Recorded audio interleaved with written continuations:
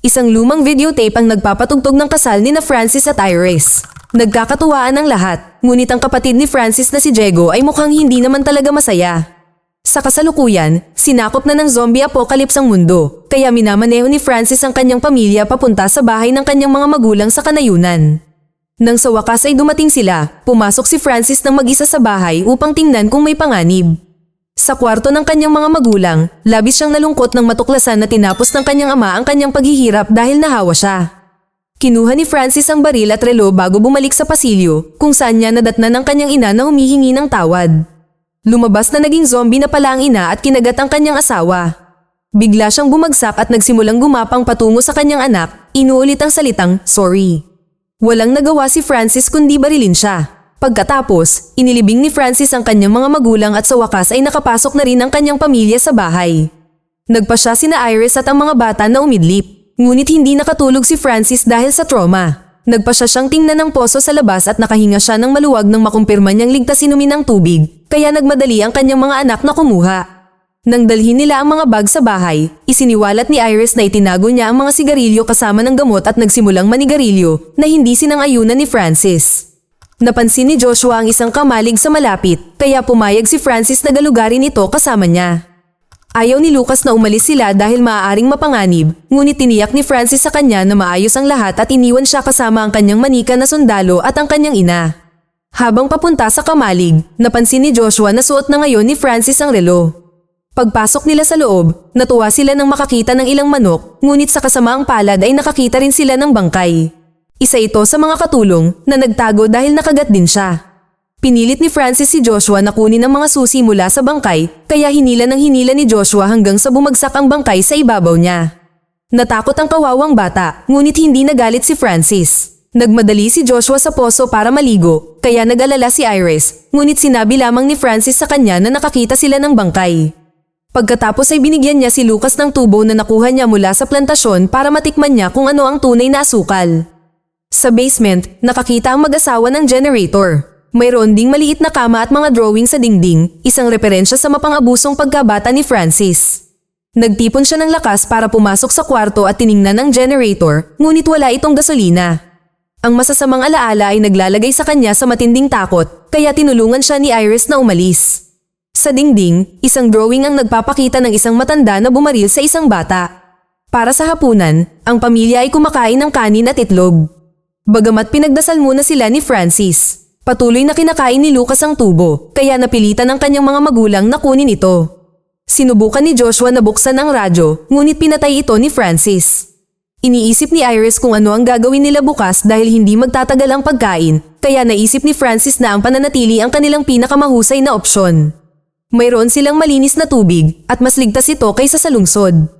Dahil sa inis na pagpapaalala ni Iris sa kanya na lahat ay pupunta sa Hilaga at iniisip na dapat din silang pumunta. Pumayag sina Lucas at Joshua dahil gusto nilang makita ang kanilang mga kaibigan. Tumanggi si Francis at nagpasya na manatili sila. Pagkatapos ng hapunan, lumabas si Joshua para subukang i-text ang kanyang kasintahan at tiningnan ang mga lumang video nito. Sa kasamaang palad, naubusan ng baterya ang kanyang telepono at wala ng kuryente para i-recharge ito. Pinagmasdan siya ni Francis mula sa bintana at sinamantala ni Iris ang pagkakataong ito para ituro na siya ay masyadong malupit kay Joshua ngunit mabait kay Lucas, kaya dapat niyang tratuhin ng pantay ang kanilang mga anak. Nang gabing iyon, patuloy na binabangungot si Francis tungkol sa mga kakilakilabot na nangyari sa kanya sa basement. Nang magising siya, kinailangan siyang yakapin ni Iris para pakalmahin. Kinabukasan, sinabi ni Iris kay Francis na ang epekto ng lugar na ito sa kanya ay hindi ligtas na sabihin. Inamin ni Francis na nagkamali siya, ngunit nakita niyang kakaiba na iniisip nito ang kanilang kinabukasan na magkasama pagkatapos ng ginawa nito sa kanya. Itinuro ni Iris na kung umamin siya ng mas maaga, hindi sana sila magkasama at hindi sana kasama si Lucas, kaya inanunsyo ni Francis na handa na siyang magpatuloy kung handa na siya. Umalis ang pamilya sakay ng kotse at nagpasyang pumunta sa Hilaga tulad ng iba. Binanggit ni Joshua na ang kanyang tiyuhin na si Diego ay pumunta rin sa Hilaga. At nagalit si Francis nang malaman na tinawagan ni Diego si Iris bago sila umalis ng lungsod. Nagtataka siya kung bakit hindi niya ito tinawagan, kaya itinuro ni Iris na hindi sinasagot ni Francis ang mga tawag ni Diego. Ngayon, iniisip ni Francis na gusto ni Iris na pumunta sa Hilaga dahil naroon si Diego, ngunit itinanggi ito ni Iris, kaya nagkaroon ng pagtatalo. Naputol sila ng pagsigaw ni Joshua na pinahinto sila ng sasakyan. Lumabas na ang tulay ay naharangan ng mga inabando ng sasakyan at isang bakod ng militar. Inisip ni Iris na may sapat na espasyo para makadaan ng sasakyan at maaari nilang ilipat ang bakod. Gayunpaman, inisip ni Francis na may dahilan ng militar na naglagay ng bakod at itinuro na dumidilim na. Nang sabihin ni Francis na babalik sila, tumanggi si Iris at lumabas ng sasakyan, pagkatapos ay sinubukan niyang ilipat ang bakod ngunit hindi nagtagumpay. Habang sinusubukan ni Iris na gumamit ng patalim para sirain ang bakod, isang sundalong zombie ang lumitaw sa likod na paulit-ulit na nagsasabing, "Pakiusap." Tumakbo si Iris palayo rito ng mabilis hanggat maaari hanggang sa sinabihan siya ni Francis na dumapa. Nang nasa lupa na siya, nagpaputok si Francis para patayin ang zombie. Nang magsama ang mag-asawa, isa pang zombie ang lumitaw sa likuran nila. Ginamit ni Joshua ang busina ng sasakyan para alertohan sila at mabilis na kumilos si Francis para barilin din ang zombie na ito. Sa kasamaang palad, nakakuha ng atensyon ng busina ng isang grupo ng mga zombie na pumalibot sa sasakyan at nagpasigaw sa mga bata sa takot. Gusto sanang patayin silang lahat ni Francis, ngunit nag-aalala si Iris para sa kanyang mga anak, kaya isang zombie lang ang binaril ni Francis para makuha ang kanilang atensyon. Agad na hinabol ng grupo si Francis na isa-isang binaril sila habang papalapit. Binigyan nito si Iris ng oras para mailabas ang mga bata para makatakas sila ng sama-sama. Nang maubusan ng bala si Francis, kumuha siya ng granada mula sa patay na sundalo bago umakyat sa ibabaw ng isang kotse. Habang tumatalon siya mula sa isang sasakyan patungo sa isa pa, sinubukan siyang hulihin ng mga zombie, ngunit tinamaan sila ni Francis ng baril para makagalaw siya. Nang makalayo na siya ng sapat, inihagis niya ang granada para patayin ang buong grupo sa pamamagitan ng isang pagsabog. Pagkatapos, bumalik ang pamilya sa bahay ng naglalakad at sinabi ni Francis kay Iris na nasubukan na nila ito sa kanyang paraan. Kaya ngayon ay gagawin na nila ang sa kanya. Pagkalipas ng 2 linggo, bumalik si Francis sa tulay at sumakay sa kanyang kotse. Gumagana pa rin ito, ngunit pagkatapos niyang paandarin ito, nag-alangan siyang magmaneho. Kinahapunan, umuwi si Francis nang naglalakad habang hila-hila ang ilang supply sa isang pansamantalang stretcher. Nagtataka si Iris kung bakit hindi niya dinala ang kotse, kaya sinabi ni Francis na nasira ito. Dahil kasama na sa mga supply ang gasolina, pinilit ni Francis ang sarili na pumunta sa basement kung saan paulit-ulit niyang naiisip ang kanyang kabataan.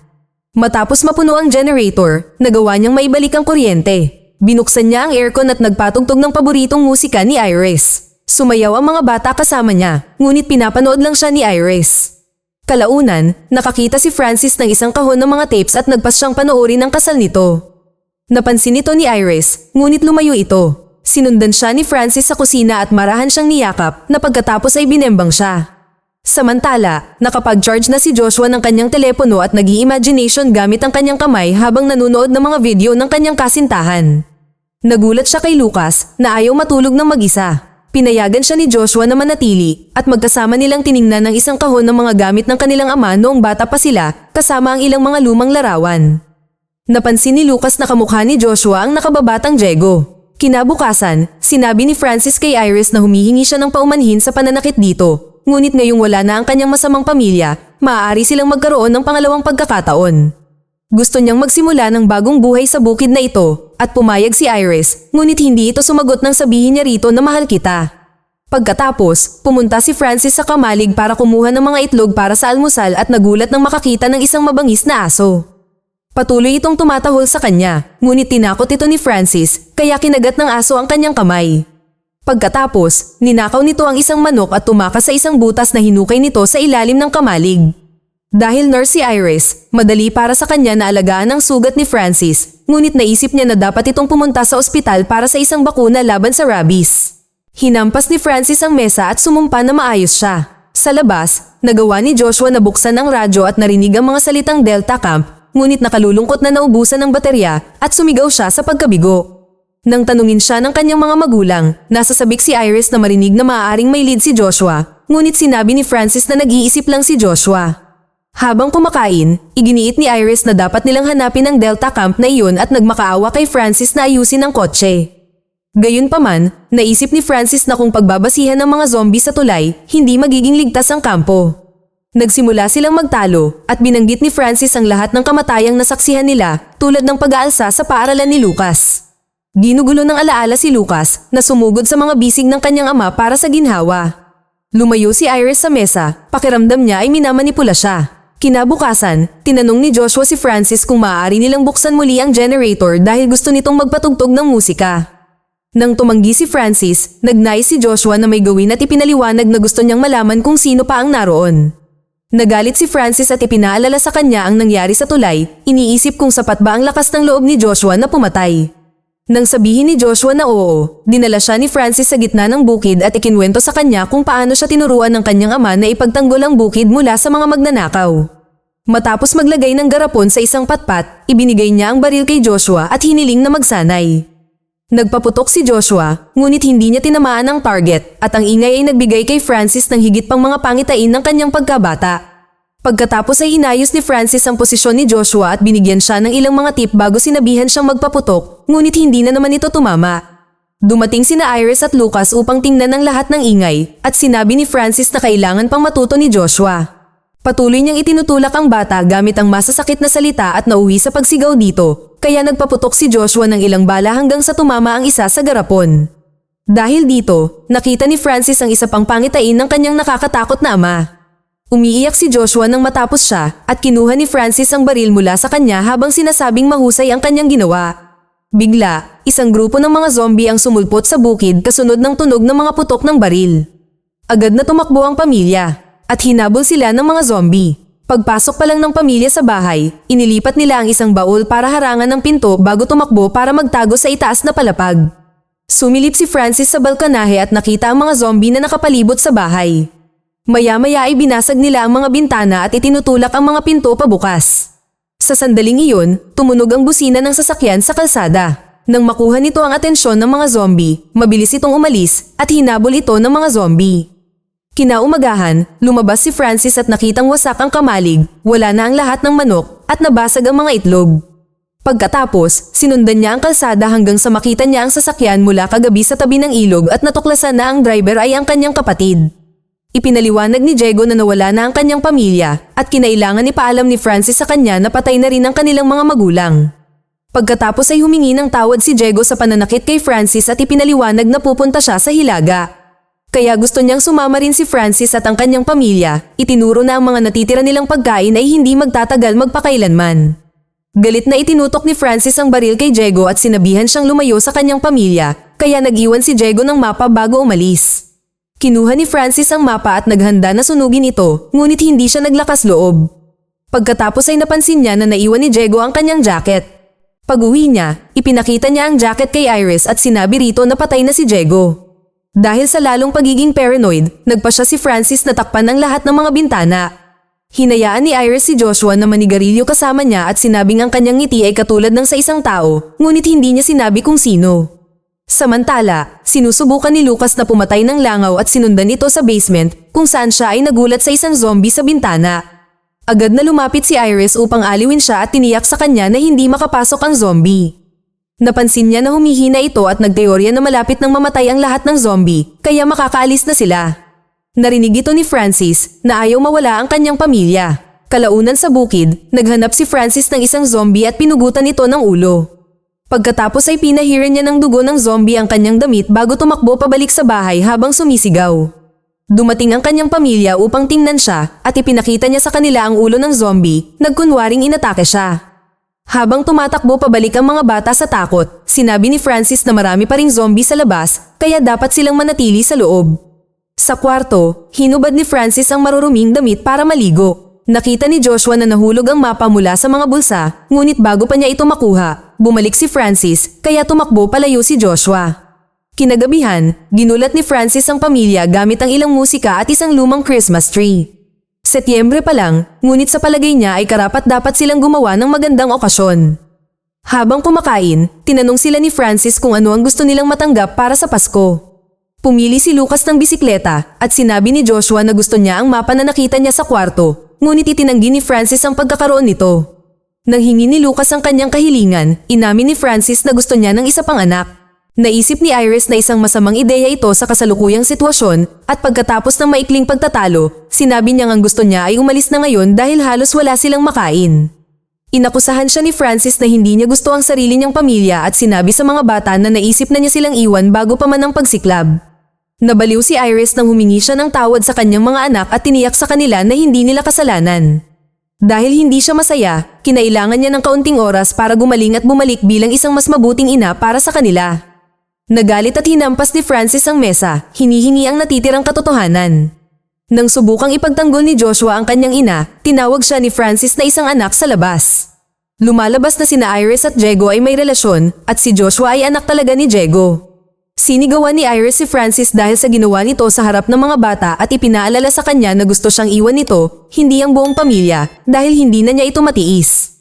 Nang hiningi ni Iris ang mapa, hinugot ito ni Francis at sinunog. Sinubukan siyang pigilan ni Iris, ngunit madali niya itong napigilan habang umiiyak ang mga bata.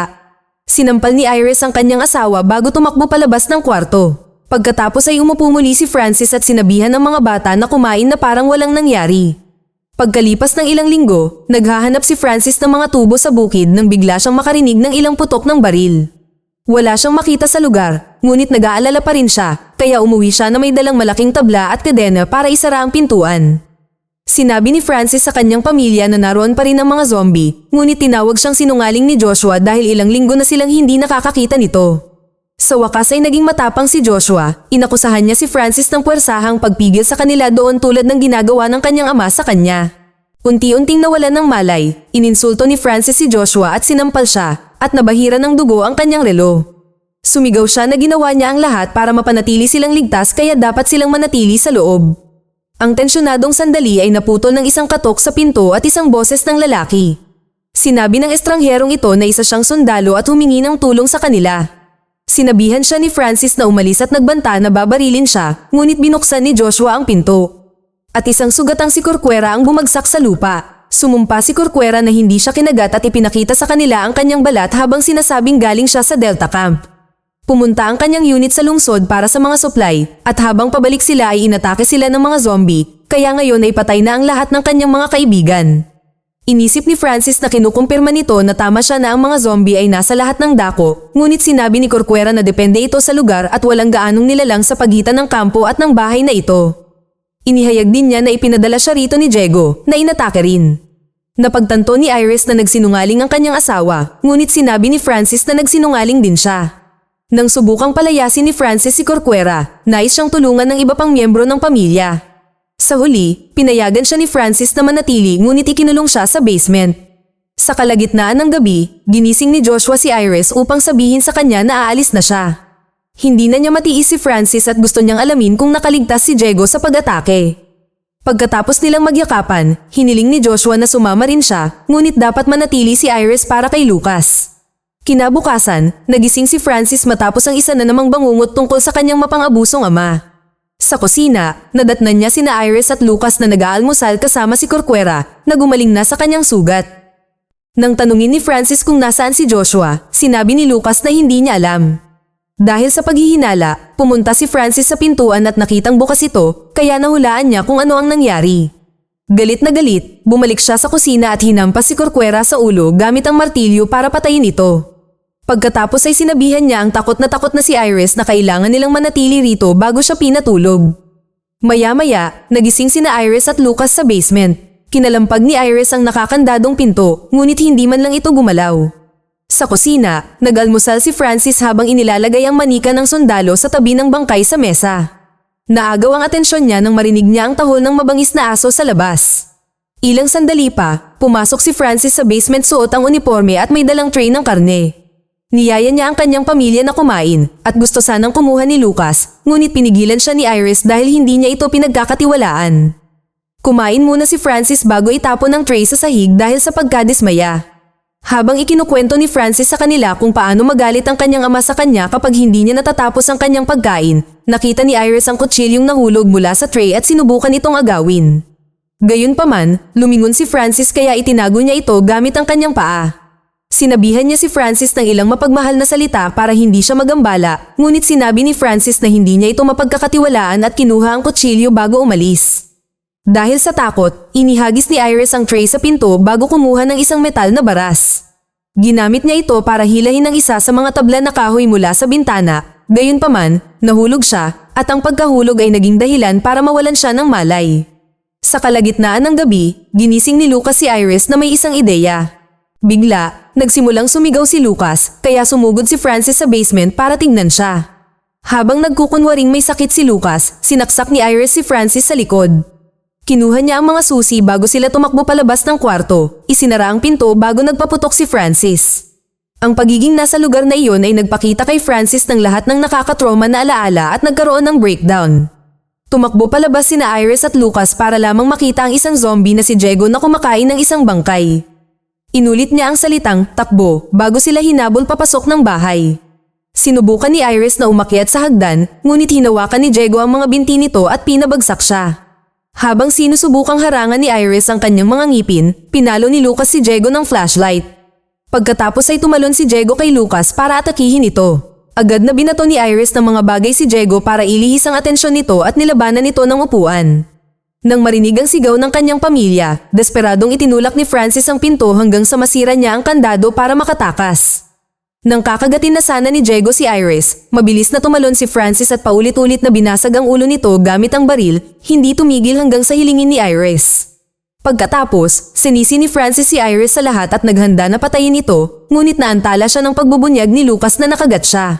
Nawalan ng lakas si Francis dahil sa kalungkutan, kaya kinailangan ni Iris na magtrabaho ng mag-isa. Matapos bigyan si Lucas ng gamot, pinutol niya ang nakagat na braso para pigilan ang pagkalat ng impeksyon. Medyo masakit ang proseso, ngunit kahit papaano ay maililigtas nito si Lucas. Sinabi ni Iris na kailangan nilang pumunta ng ospital at masalinan siya ng dugo, kaya nagmakaawa siya sa kanyang asawa na kunin ang kotse.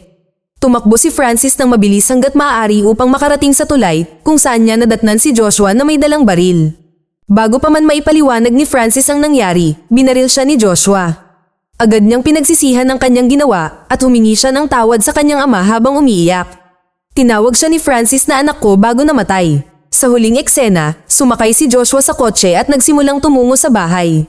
Sa bahay, humingi ng tawad si Iris kay Lucas bago pa niya makita ang ilaw ng kotse sa labas. Mag-subscribe para sa higit pang mga video na tulad nito, i-on ang notification at mag-iwan ng like para matulungan ang aming channel. Salamat sa panunood.